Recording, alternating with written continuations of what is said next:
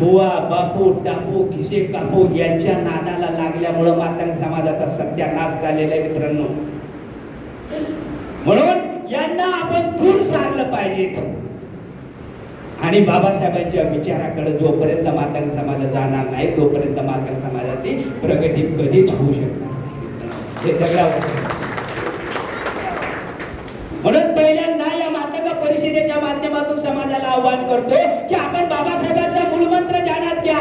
बाबासाहेब अहमदनगरला म्हणाले मांगवाड्यामध्ये, महारवाड्यात बाबासाहेब म्हणाले नाहीत शिका, संघटित व्हा आणि संघर्ष करा.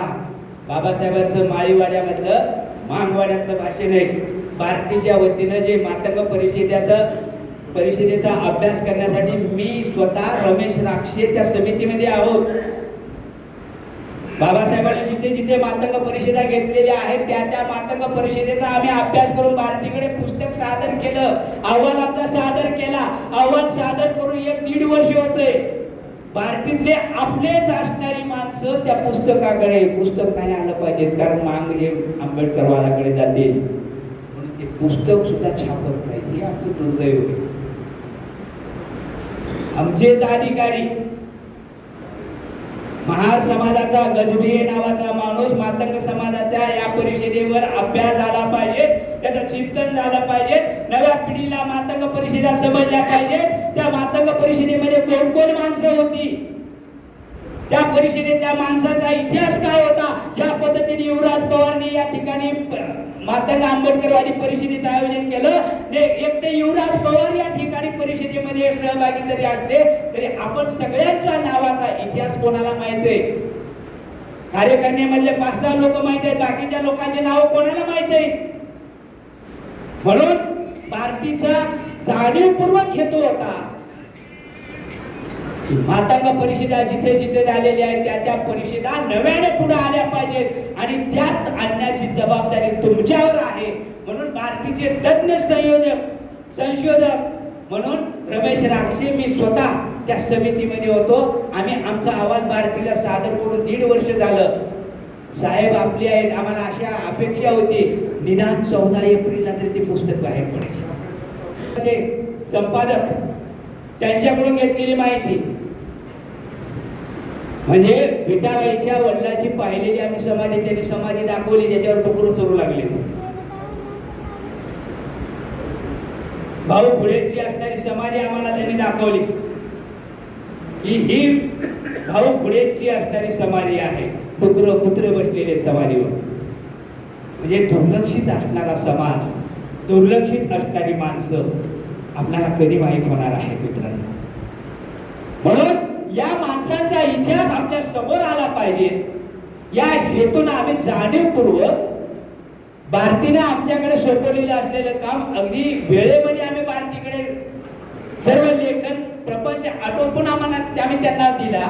तरी ते भारतीचं पुस्तक कमीत कमी समाज आमचा अशिक्षित गरीब असलेला समाज आहे, या समाजापुढे ते नव्याने यावं आणि नव्याने लोकांना माहीत झालं पाहिजे की मातंग समाज बाबासाहेबांच्या चळवळीमध्ये कधीपासून होता, ती माणसं कोण कोण होती, त्या माणसाने काय काय हत्तीसारखं काम केलं हे समाजाला कळालं पाहिजे. या हेतूनं आम्ही सातत्यानं जवळजवळ महाराष्ट्र आणि कर्नाटकचा अर्धा भाग पिंजून काढला. आम्ही कर्नाटक मध्ये असणारे मातंग समाज, तिथल्या आजच्या मातंग समाजाच्या घेतलेल्या मुलाखती, त्या मुलाखतीमध्ये मातंग समाज कसा भरकटलेला आहे. म्हणजे ज्या मीरा कुमारच्या वडिलांना ते मातंग समाजाचे समजतात, हे आम्हाला नव्यानच माहिती कर्नाटकमध्ये पाहायला मिळाली.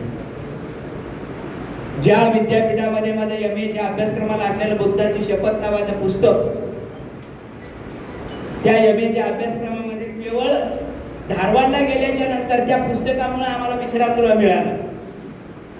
त्या विद्यापीठामध्ये सांगावं लागलं की सर मी तोच लेखक आहे. तेव्हा त्याने आम्हाला विश्रामगृह दिलं. मित्र, सांगण्याचा तात्पर्य हा आहे की आमचा फार मोठा इतिहास आहे पण आम्हाला माहित नाही. तुझं आहे रे तुझं पाशी बरी तू जागा बोलला अशी आमची अवस्था झालेली आहे. म्हणून मित्रांनो, आपला इतिहास आपण नीटपणे या इतिहास परिषदेच्या माध्यमातून, मातंग आंबेडकरवादी परिषदेच्या माध्यमातून समजून घेतलं पाहिजे. कारण जोपर्यंत आपण समजून घेणार नाही तोपर्यंत आपल्याला काहीही कळणार नाही.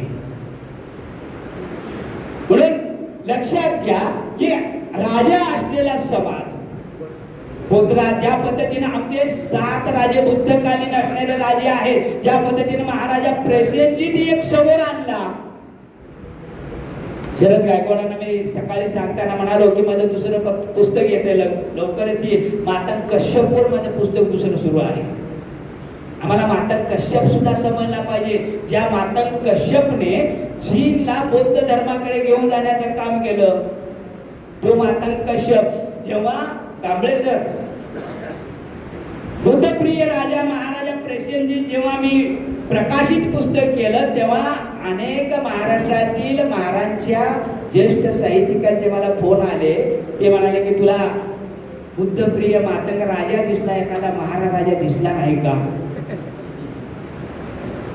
मी त्यांना उत्तर असं दिलं, तुम्ही 56चे धर्मांतरित आहात, आम्ही बुद्ध काळातले बुद्ध आणि आमचा इतिहास हा प्राचीन इतिहास आहे. आरक्षण मागते आता आणि शिक्षणाचा नाही पता, अशी आमची अवस्था झालेली आहे. म्हणजे आम्हाला शिक्षण पहिल्यांदा आत्मसात करायचंय, आम्हाला आमच्या या समाजामधला नवा राजा बनायचा. आपला इतिहास वर्तमान काळ काय आहे आणि आपल्याला कोणत्या दिशेला जायचं आहे हे जर नीटपणे समजून घ्यायचं असेल तर अशा आंबेडकरवादी परिषदेशिवाय आपल्याला पर्याय नाही. म्हणून आंबेडकरीवादी परिषदा प्रत्येक जिल्ह्यामध्ये तालुक्यामध्ये होणं ही अत्यंत काळाची गरज आहे. म्हणून येणार